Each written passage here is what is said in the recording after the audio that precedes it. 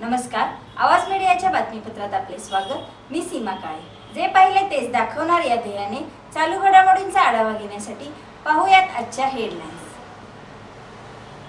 काय करायचं आहे आणि त्यांना एक सक्षम बनवण्याचं कार्य या ठिकाणी करायचं आहे। म्हणून आज या ठिकाणी इकोकॉनी फ्रेंड सर्कलच्या वतीने जाहीर निषेध करत आहोत। तर झालेलं कटू असेल, ज्या काश्मीरमधील आमची आसिफा जी माझी आमच्या सर्व लहान बहीण असेल सर्वांची, सुरतमधली जी घटना घडलेली असेल की ज्या 9 वर्षाच्या मुलीवर अत्याचारित केलेला आहे, त्या मुलीवरती जी घटना घडलेली असेल,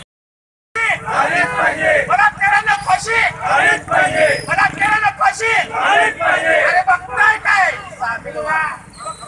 अरे बघताय काय? अरे बघताय काय? अरे बघताय काय? अरे बघताय काय? सगळ्यांना विनंती आहे,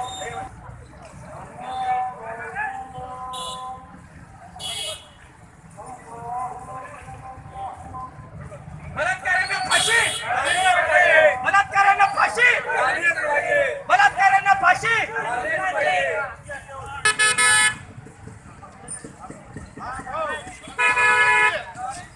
लक्ष्मीच्या देवळाजवळ आपण याचा समारोप करायचा आहे। 15 दिवस जो कटुआ जम्मू काश्मीर मधले जे आमचे आसिफा बानो जी मुलगी आहे, त्या मुलीवरती गेले 8 दिवस जो बलात्काराचा विषय झाला, त्यानंतर सुरतमधली जी घटना झाली, 9 वर्षीय मुलीवरती जे बलात्कार झाला, तिला 87 वार करून त्या मुलीची निर्गुण हत्या करण्यात आली। आणि त्यानंतर आजच समजलेली गोष्ट अशी आहे की 4 वर्षाच्या मुलीवरती ज्या शिक्षकाने बलात्कार केला, गेली 4 दिवस जो बलात्कार होता, अशा ज्या घटना ज्या घडत आहेत त्या सगळ्या देशामध्ये ज्या संघटनांनी निषेध व्यक्त केलेला आहे। आणि आज आम्ही हडको कॉलनी फ्रेंड सर्कलच्या वतीनं आमचे शाहनवाज फकीर असतील, आमचे अख्तरभाई नदाफ असतील, आमचे साबिरभाई भगवान असतील, म्हणजे तमाम माझे जे हिंदू मुस्लिम बांधवांच्या वतीनं आज आम्ही या ठिकाणी निषेध कॅन्डल मार्च पेटवून या झालेल्या घटनेचा आम्ही निषेध केलेला आहे। आणि या घटनेच्या निषेधार्थ केंद्र सरकारनं जो पोस्को कायद्यात जो बदल केलेला आहे आणि जो तात्काळ फास्ट ट्रॅक कोर्ट चालवून ज्या बलात्कारांना फाशी देण्याचा जो निर्णय घेतलेला स्वागतार्थ निर्णय आहे, केंद्राचं मी स्वागतच करतो।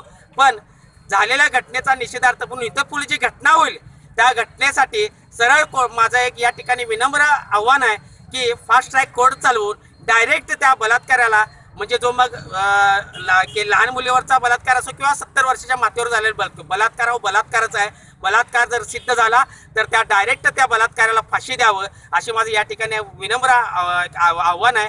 आणि आज आम्ही जे केलं, जे निषेध व्यक्त केला, हे प्रत्येक ठिकाणी ही आपली गोष्ट नाही, ही प्रत्येकाची गोष्ट आहे आणि ही आपली नैतिक जबाबदारी आहे। नैतिक जबाबदारी समजून आज आपण प्रत्येक आपल्या घरातल्या माणसानं तीक्ष्ण नजरेने राहून या ठिकाणी या समाजाचं काम करण्यात यावं असं मी या ठिकाणी विनम्र